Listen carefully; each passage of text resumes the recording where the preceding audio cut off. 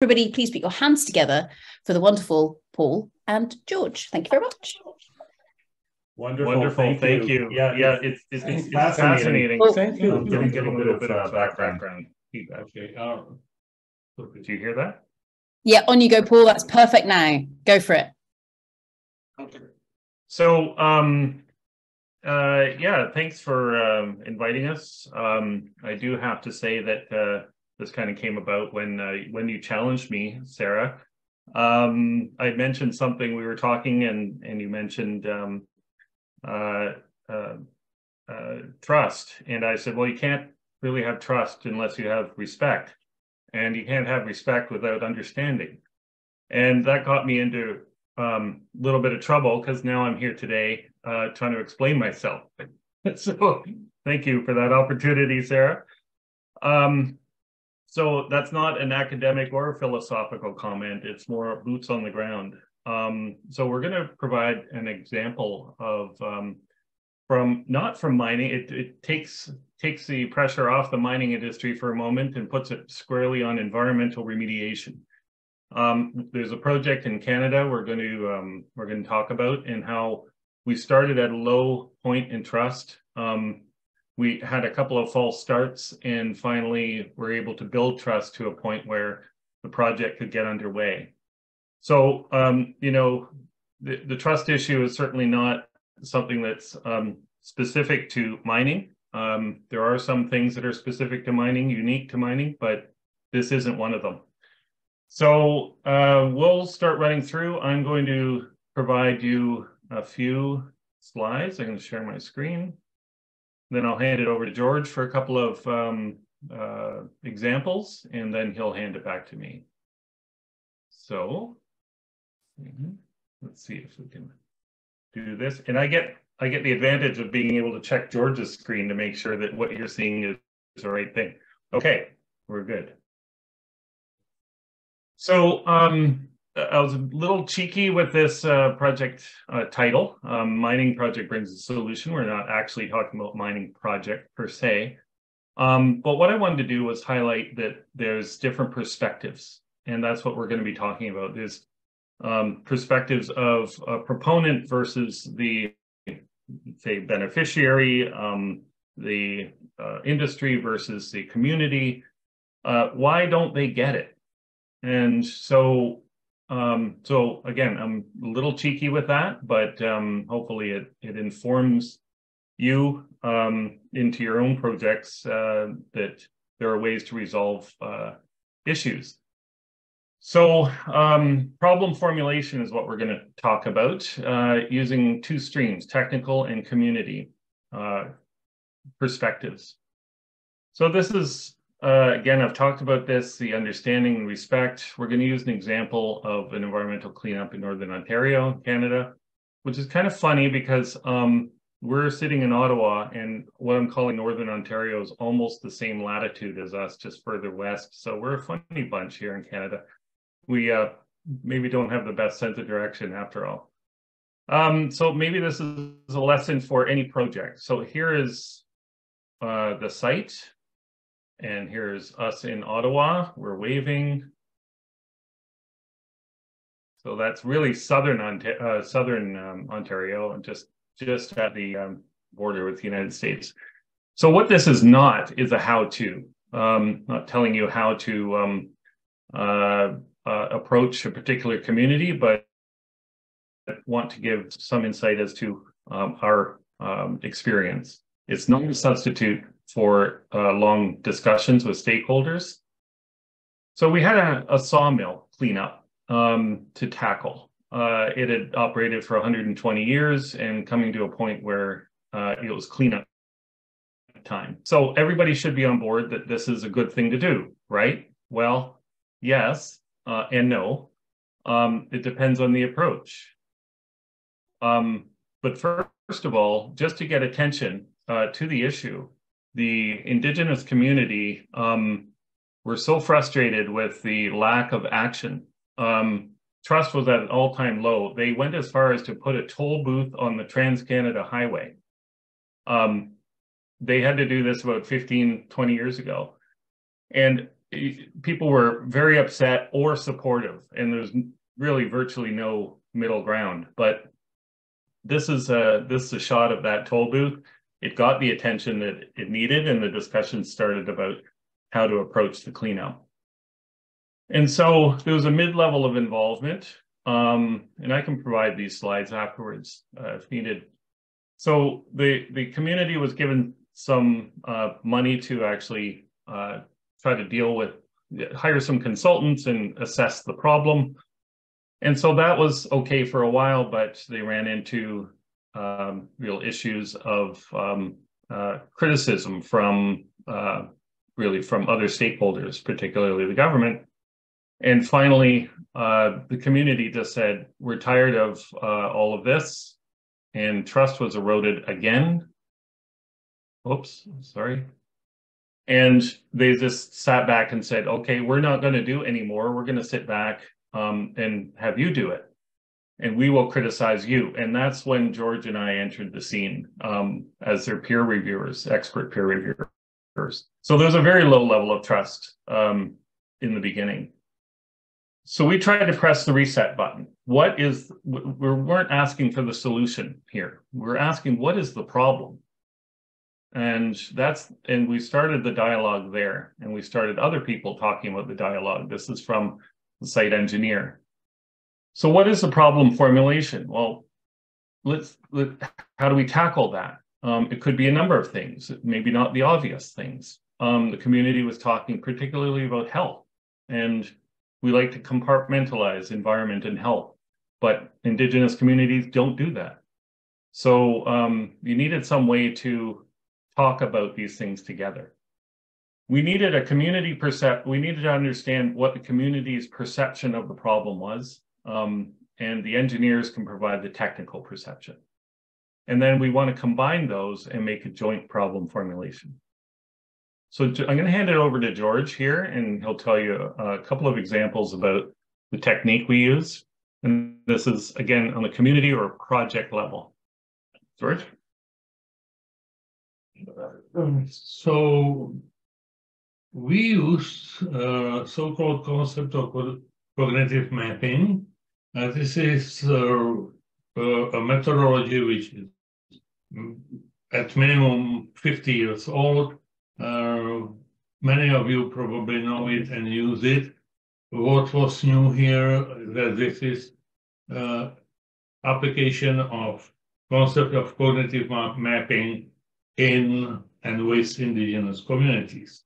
That was the first around, I think, 1999. It was initiated by community people and community members who approached us and approached me and said, can we discuss these things in a common language? We get statistics, we get risk assessment, evaluations, we get this and that, and we don't understand it. We would like to have common language that technical people can use, government people can use, and we can use. So I asked around, frankly, I didn't know, but there were people who advised us and advised me. And we started with this cognitive mapping thing where everybody can do it. Everybody can do it. It's generally understandable, and everybody can develop their model. So the lady who initiated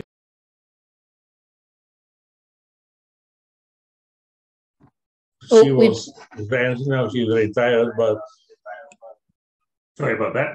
Are we back? She was a director of health. Yeah.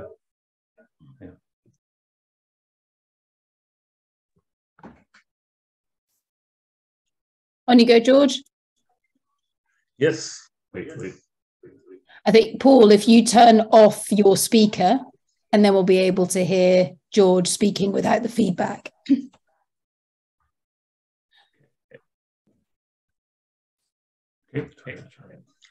Okay. Thank you for the patience. No, still feedback. Okay, right now. Yeah, thank you again. Every concept map has a central concept, main issue. It can be mining issue, it can be governance issue. This was the first map we did with the community, or part of the first map, where the main issue was diabetes incidence.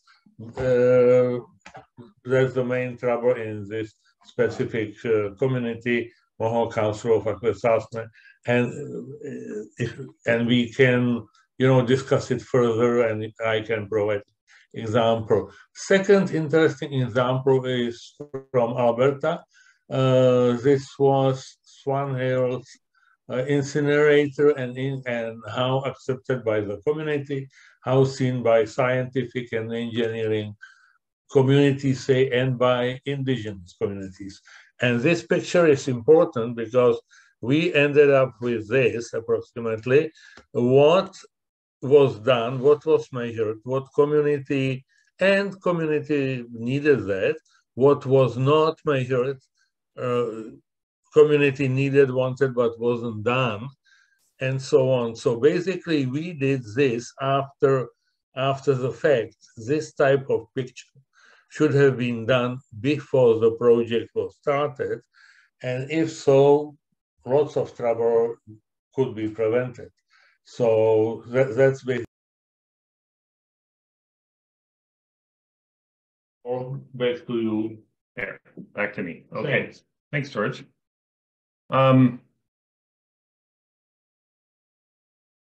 So George has talked about that. I'm just going to flip to our example for a moment.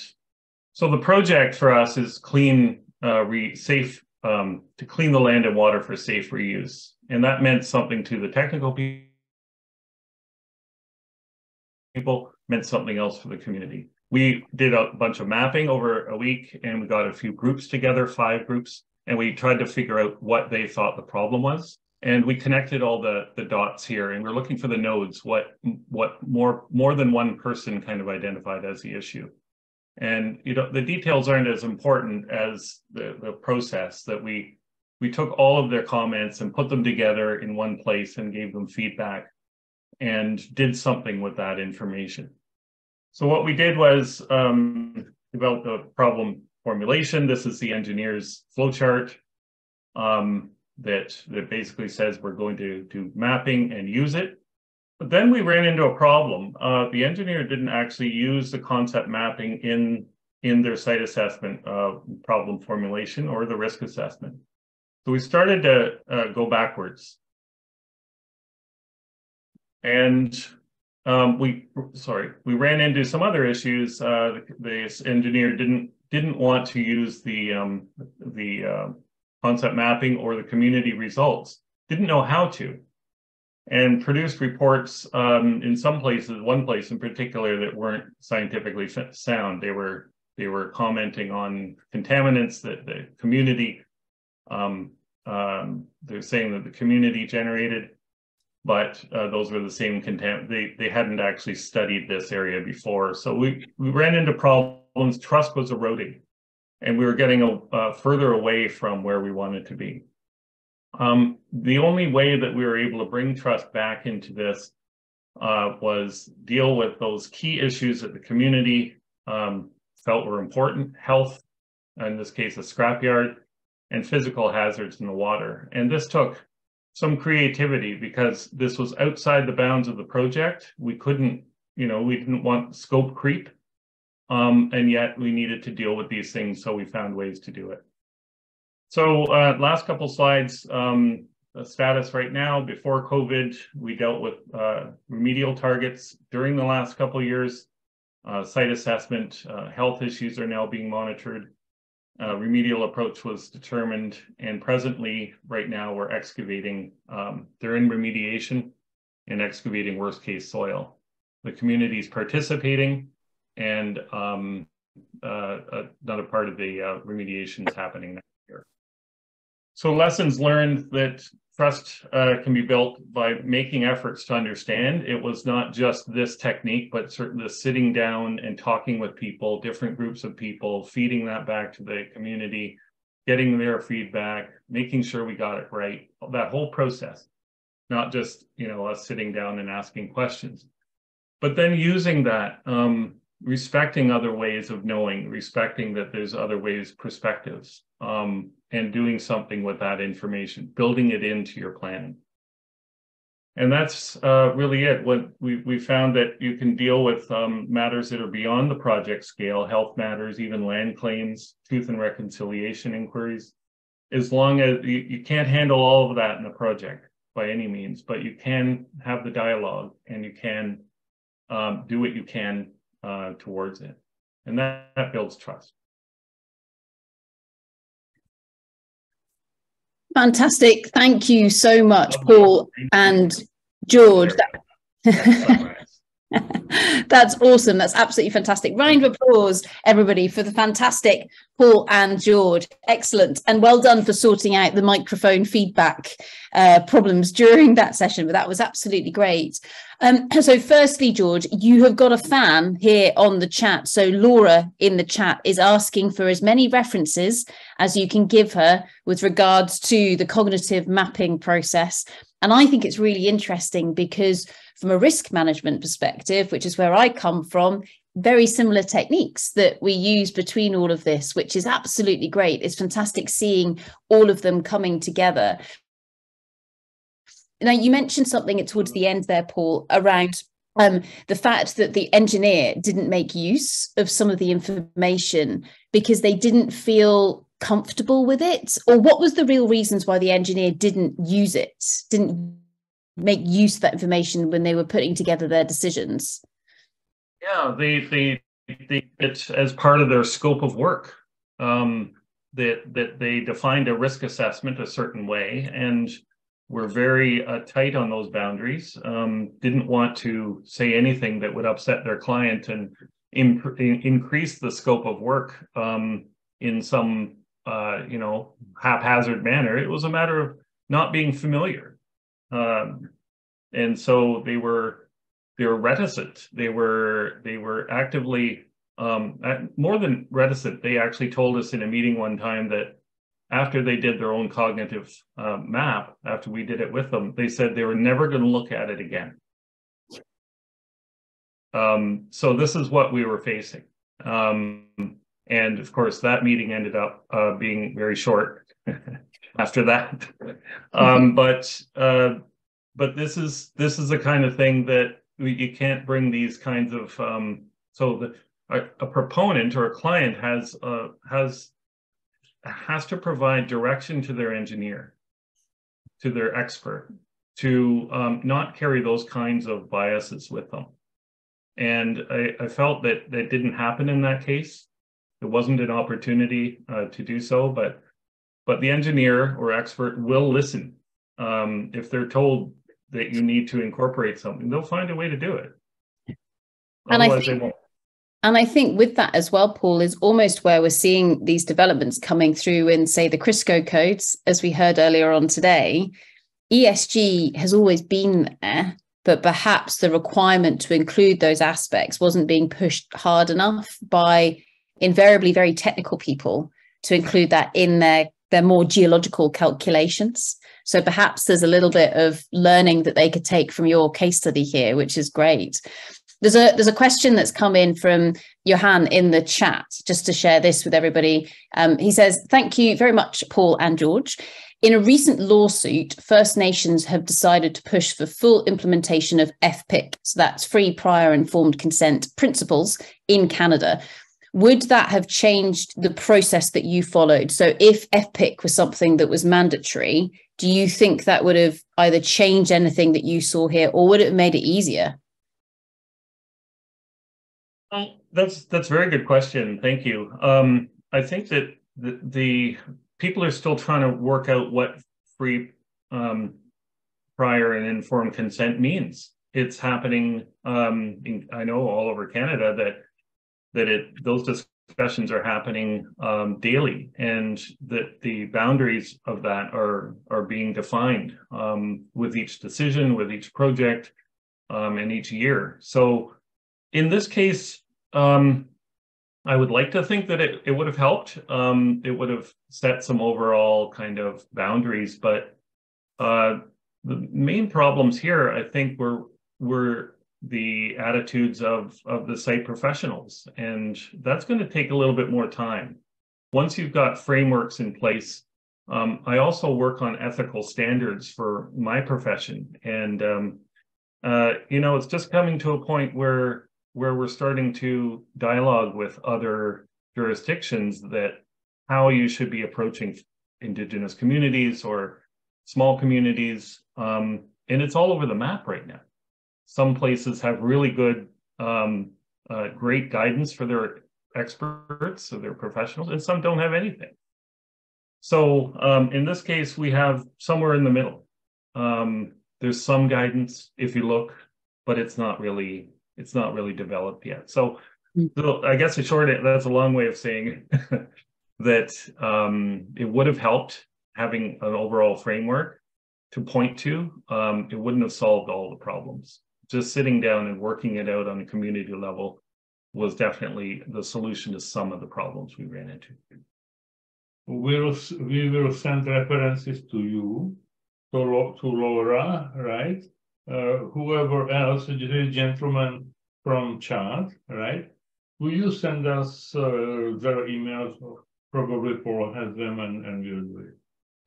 Absolutely, George. So we will, if you can send the references through to Rose and myself, and then we will make sure that they are distributed, and actually we'll put them in with your talk within the recording as well, so then people can get access to them. So absolutely fantastic. I think that was a truly brilliant presentation, and thank you for bringing in the geeky bit of the network, but then all the way through to the very human bit of someone actually going, I don't know how to use this information. I think it's really interesting. So round of applause, please, everybody, for Paul and George. Excellent. Fantastic.